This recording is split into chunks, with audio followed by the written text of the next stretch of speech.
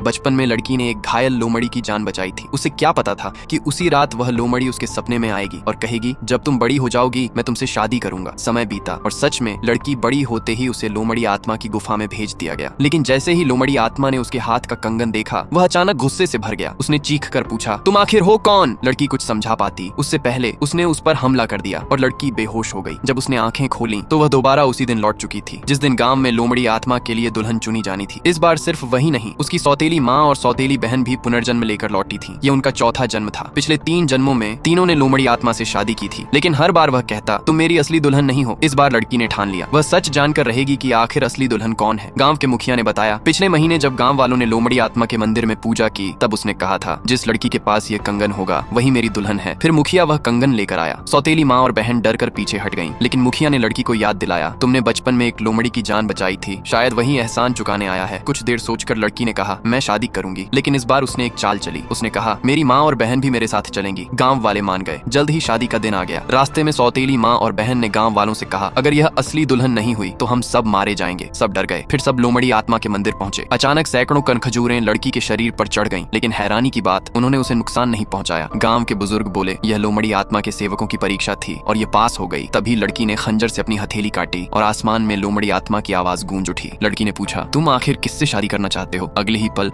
आसमान से आवाज आई, तुमसे। इतना सुनते ही सारे गांव वाले उसके आगे झुक गए। गुफा में जाने से पहले सौतेली माँ और बहन ने घबराकर पूछा, आखिर सच क्या है? लड़की मुस्कुराई और बोली, जिसे लोमड़ी आत्मा ढूंढ रहा है वह हम तीनों में से ही कोई है और वह मैं हूँ, लेकिन पूरी तरह नहीं। यह सुनकर दोनों ओर उलझ गईं। लड़की ने बस इतना कहा, जैसे पहले होता आया है वैसा ही होने दो। फिर वह गुफा में चली गई। अंदर सब कुछ वैसा ही था जैसा पिछले जन्मों में था। इस बार लड़की ने खुद आगे बढ़कर अपना परिचय दिया, लेकिन जैसे ही लोमड़ी आत्मा ने उसका चेहरा छुआ, वह अचानक पीछे हट गया। उसने ठंडी आवाज में पूछा, तुम कौन हो? तुम वह दुल्हन नहीं हो जिसे मैं ढूंढ रहा हूँ। अगले ही पल गुफा के बाहर काले बादल छा गए। पूरा गांव डर से कांपने लगा, लेकिन इस बार लड़की घबराई नहीं, क्योंकि उसे आखिरकार लोमड़ी आत्मा का असली राज पता चल चुका था।